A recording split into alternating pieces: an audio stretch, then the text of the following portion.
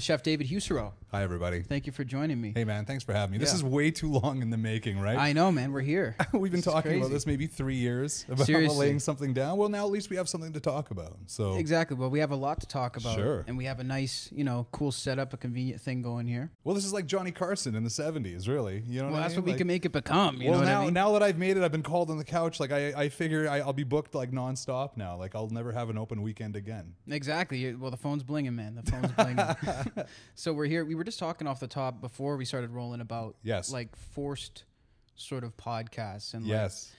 how many, like, because you've been doing a lot of media lately. What's Sure. that been like for you, like doing the different kinds of media? Because you mentioned that contrast between like a genuine show and like a sort of more forced staged show, I think. Absolutely. Well, it's easy for me because I'm one person every time. Right. You know, I try to be myself, and you can feel when somebody's uncomfortable when they're not being themselves. Yeah. And it's always just easiest to have the most honest conversation with people and try to bring them to your level. When they try to bring their own weird energy and stuff and be something they're not, everybody can feel it, and I can feel it too. And Right. just being yourself trying to makes everybody comfortable, I think, anyway. I would agree, definitely. And that's something you're good at. And, it's evident. I've been seeing your videos promoting the new restaurant. Oh, thank you. I've been seeing your promos, your show as well. I can teach you how to make that. Thank you. And you have a long culinary experience and history. We're going to go into that. But Sure. about the current project, the Writer's Room. Sure. That's the restaurant and bar that you just opened up here in Edmonton. Tell me a bit about that. Absolutely, yeah. We've been open now 52 days in the University of Alberta area, right next door to Earl's, called the Writer's Room. Our tagline is a bar with surprisingly good food, and that's kind of self-explanatory considering we've all been to a bar and we've all ordered food in a bar, and we're not that because I have a bit more of a background in the culinary arts, like you mentioned, and we're pumped to be there. The reviews have been great. People like us. That's always the toughest part because, writing a menu can be like writing a song. You don't know if people are going to like it and tap their feet until you actually get it out there, and they like it. They're gravitating to it. So that's a good start, and that's all it is a good start. So now we got to prove ourselves every day. I agree. I like that. And, the interesting thing to me is 52 days, and somehow the Writer's Room seems to be, I'd say 1 in 5 people probably knows about it. It kind of, for a small place, it kind of hit the ground running. And for a small place, how do you exactly swing that? Because the promotion was quite slick, I find. I don't know if it was anything slick as much as it was organic. In the, we have a lot of supporters, and between you and I, and you know what it's like to have a strong social network as well. Like I have a pretty strong background in the culinary field, so anytime I open a restaurant, I'll get a lot of help like that. And then just organically of just friends and family and people checking us out and just getting real healthy responses online. Like I just, the whole Instagram and the Facebook, we can talk about that and on, but it's real, Right, it is. It can advertise also how shitty you are. You know what I mean? If you can't plate a plate of food, or if you're garbage, well, it's a nice way to show everybody how lousy you are. Yeah, take a quick flick. That's right. But if your products are, great looking and they're really visually appealing and people are excited about them and had great experience, they can't wait to share it. And it's a real food and beverage, especially this level, is really the only organic cottage industry left where I can get raw goods in the back door, manufacture on site, and sell them out the front door. You can't do that with auto manufacturing or too much else. So yeah, 52 days. We're in this. People dig us, but still every day is a fight for survival. So. Right, and that makes sense because it's always sort of an uphill type of thing. And in terms of this restaurant, you mentioned keeping it fresh, sort of spontaneity. Sure. The dishes are very unique, and that's something I really like about the place. Not only is the atmosphere unique, the dishes are unique. Is that something that you've taken through your entire culinary career, or is that something that you sort of started rolling with now? Because you had sort of more traditional restaurants in the past, if I'm correct. I've had traditional ones. I've had some fun ones in the past too. I had Evil Dave's Grill in Jasper, Big Wave Cafe in This Maui. is Dave, folks. Yeah. We're here with Dave. the Evil Dave. The Dave. And but the actual menu, if I could describe it in one way, well, the first thing is I've laid it out in sort of an interesting fashion. I didn't do the old boring appetizers, salads, sandwiches, pastas. I've done it just as price point based. I've gone $5, $7, $10, $12, $17, $20 items. People are smarter nowadays. The way they gravitate and where they glean information from paper now, they don't do the same. So in order to make these products original, this is just a greatest hits album. I've been in the I've been cooking for so long, and of course I've got a collection of recipes that I like, from from a lot of my restaurants from all over the world, and then just using a lot of new techniques that I'm still growing my craft every day. So Yeah. I'm glad people like it. And but to be 100%. quite honest with you, I'm really not reinventing that much. Like, yeah, I'm making all my bread there for my burgers and all that stuff, but people like fresh bread. Right. So you've actually got people in the back making bread all day long. Oh yeah. That's awesome. Yeah, absolutely. 4 ingredients: flour, water, yeast, and salt. You know, Right. just- And you mentioned that the producing, how much like specific items, if we're talking about, are you producing in house? oh my God. Oh, where it counts. And the thing is too, like, where it doesn't, like, for example, I have craft dinner on the menu. I think you saw Yeah. that too. I don't make the craft dinner. You know what I mean? Right. Like, I don't cut the noodles, and I actually use the powdered cheese, but I do it with crisp prosciutto, sour pickle, fresh dill, and that East Coast lobster. And the CBC radio called it genius. So Yeah, she loved it. yeah, she did love it. So yeah. I'm curious about that actually, because we mentioned off the top you've been doing so much press, and you've actually got a lot of reviews. CBC did not only a written review but an on-the-air review on Edmonton AM. I'm curious, what are your thoughts on the reception that CBC and others gave you? You know what? Reviews are. I've been in this a long time. You know, so getting reviewed is part of the game, and you can use it very positively. You really can, because you know everybody's reviewing you all the time, and I'm also in the position where I've been reading all my TripAdvisor, all my Yelp for my whole career. Right. You need to find out where you're flawed. You know, where you can improve your game, and so the recent reviews we've had for the Writers' Room have been outstanding. They've been really good. Like, Yeah. really positive. The one from the Edmonton Journal was really strong. The one from Twyla Campbell in the CBC AM 740, it's interesting because normally she's incredibly harsh. She's I've seen her just devastate new businesses before, and She's known for that? she's known for that, and that's fine. I get it. And the thing is too, I'm not too worried about reviewers because I can cook. At the Yeah. end of the day, the actual craft of the matter of being able to cook good food is a skill that takes time, and I've put in the time for that. So to have an opinion about like what my flavor choices are, I'm open to that. Absolutely. You know, no problem at all. The Edmonton Journal had a really good review about us as well. That was nice. The radio one with Twyla on AM 740 was disappointing in parts. You know, it was glowing and it was positive, but where she got it real wrong, and it was like a ringing in my ears, is she's reviewed our nachos. And the thing is, Yes. too, is we've had such good success with our nachos. They're Yeah. so fun. That was the and first thing I ordered. And I is that loved it. right? Yeah. Oh, that's so cool. And of course, she came in, and they were all pumped to talk about the restaurant on the radio, and they had said nice things. And she started off, well, I wanted to try the nachos because I'd seen them on their Instagram account and all over their website. And I'm walking along, listening to this review on my earbuds, getting ready to get this glowing review. Yeah. And out of her mouth, she says, sadly, Sadly, here we go. Sadly, I'm like, oh no, what happened? She's like, well, I was expecting this tower of nachos, this culinary marvel. Sadly, that's not what I got at all. And I was like, what the hell happened? She's like, I got this tray of regular nachos. And I'm like, you ordered the regular size of $12 Right. nachos. Now, we'll take some of the blame on this. Perhaps our server could have asked, would you like the $12 nachos or the $20 nachos? Right. But I also have to put some of this on Twyla as well, being a professional journalist and all. Yeah. You know, that On came food. out, that could have been solved with a, hang on a second here, young lady. These don't look like anything like on the Instagram Right. account. Well, where our server would have went, well, you probably went to get the $20 nachos. Yeah. Problem solved. Like if Exactly. this was the Middle East and you report like that, missiles are flying. Yeah, seriously, Right? yeah, because it doesn't quite make sense because it's literally two different things on the menu. It's just lucky for me I don't have sliders on the menu because she'd go, my burgers are way Right. too small. These are mini burgers. Who shrunk my burgers? Oh my goodness.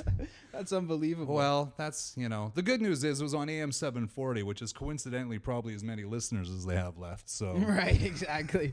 Well, the funny part is, I mean, they gave you a long spotlight. Like, I think no matter what they say, I mean, they mentioned the nachos, but I think overwhelmingly that's quite very good for the restaurant. oh yeah, the actual review, and you know, you're talking to like a madman here too, like in the sense that like I'm never going to be happy. Like she called our craft dinner genius. You know what I mean? Like other people will be firing a handgun off into the air, just celebrating, hugging their kids out of a deep sleep. Right. Me, I'm ready to jump off of a bridge when she said, "Sadly." Yeah. After the genius comment, that's such a comedian mentality. Right. Sadly. Yeah, that's what I'm doing, Twyla. I'm actually representing a completely different product and then presenting a thimble of nachos. That's how I've gotten rich in this business up to now. Exactly. We've figured out your plan now. I've built this incredible culinary reputation of going, no. Just faking people out. Precisely. That's hilarious. Well, I mean, listen, like I say, it's good that you guys are getting the word out there, and I was impressed with the launch. Going back in your culinary career, I guess, I'm sort of curious, like, where did this start? When did you sort of want to become Chef David Husereau? When did that transition come? Yeah, I don't think it was by choice as much as it was sometimes you just fall into things that you're just naturally supposed to be. Right. Picked up a job very young, washing dishes, 14 years old.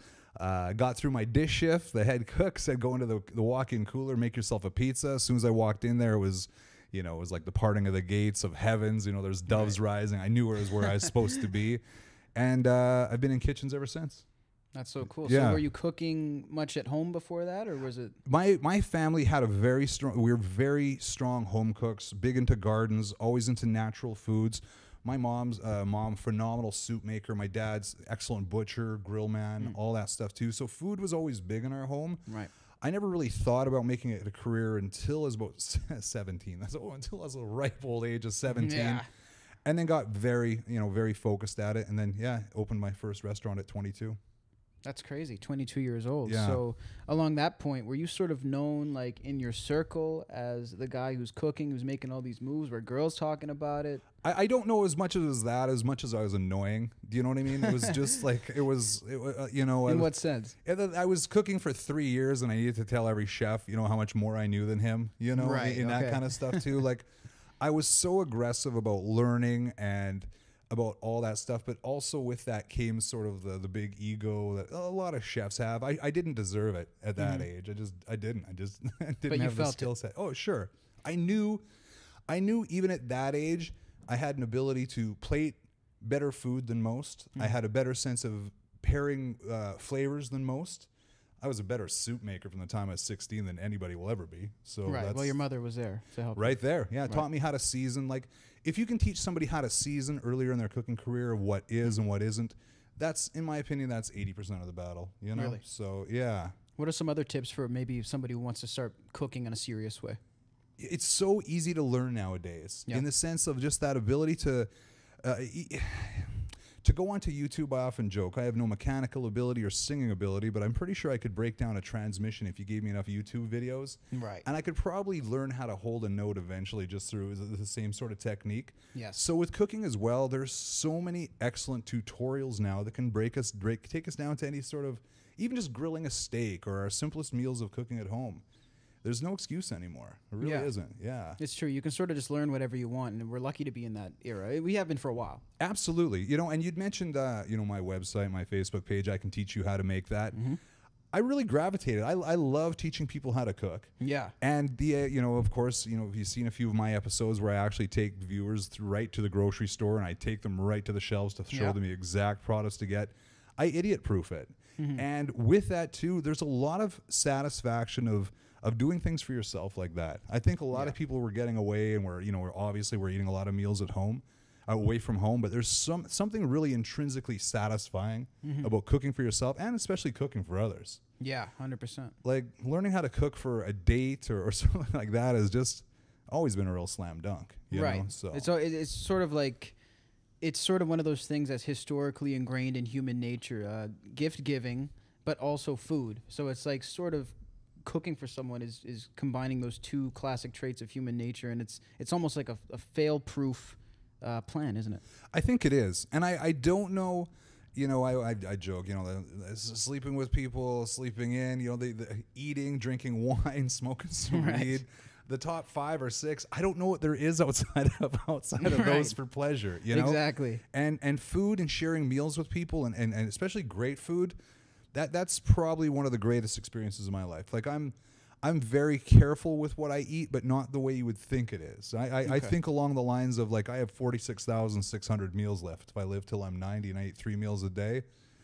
I don't have a whole lot of time for Olive Garden. I don't have a whole lot of time for stuff that I got lots of time for bad food. You know what I mean? Like whatever bad food can be categorized as these days. We talking Carl's Jr. like fast food? I have all kinds of time for fast food. Okay. I really do. Absolutely. But it has to be a quality product. It has to be a well thought of product. You know, you can put a Carl's Jr., but you can put it beside like who's really bad at fast food right now?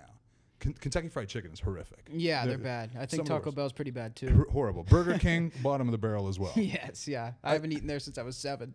Those seem like almost homeless restaurants. You know what I mean? Like where the homeless go to use the washroom and stuff. Yeah, seriously. Whereas McDonald's now, like back in the day, McDonald's used to be a punchline to a lot of jokes.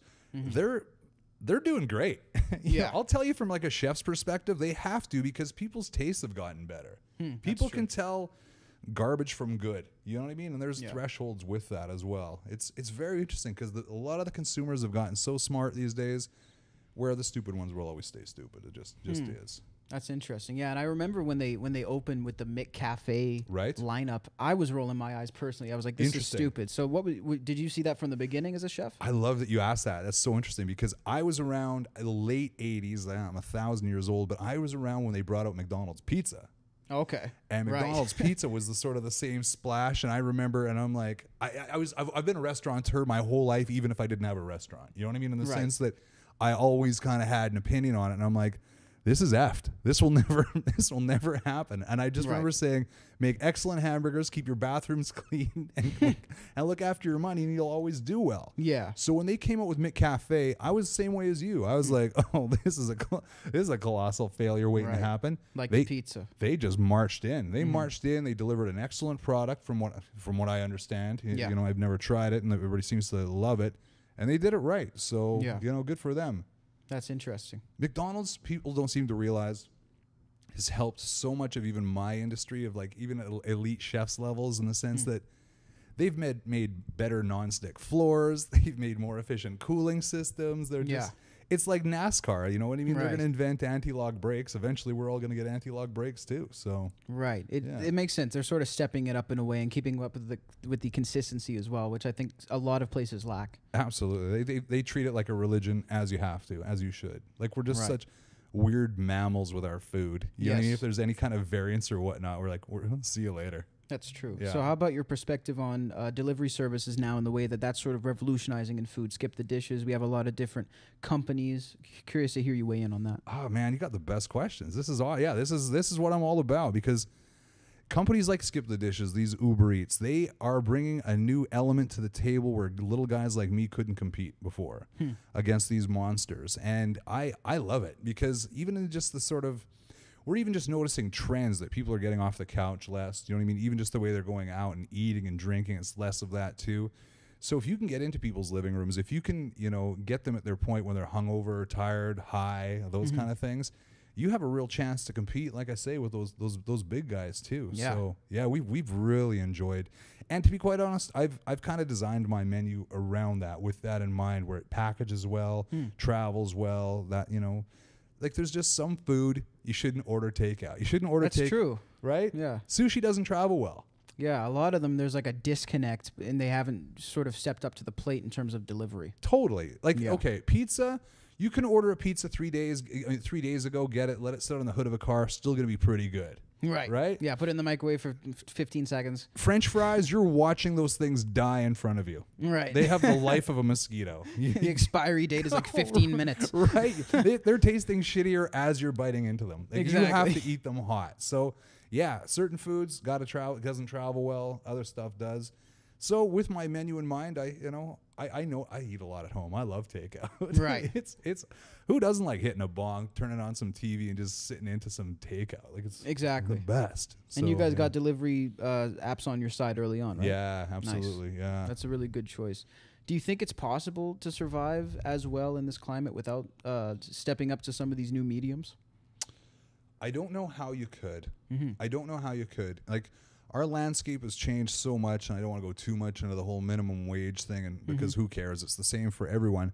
But with that, like, I always say, as long as the rules are the same for everyone, then I'll always be able to compete. Like you can earn your competitive advantage in this if you've just, taught yourself how to be better and be innovative and creative. Yeah. If you sit and you're still trying to hammer the same old business model, I think it's the same as anybody. Ask Blockbuster how they're doing. Right. Exactly. You can't keep. You literally cannot keep up in that way. No way. There's not. So. We look at my menu and I can talk about, having stuff that's been on there 20 years ago and stuff, but delicious is delicious. That is fine. Delivery systems, buying habits, that can evolve over time. But what satiates people or makes them feel good when they're lonely or, like I keep saying, hungover, because we all crave that, those kind of feelings. It's honesty. It is honesty. Absolutely. Those have to be there. So.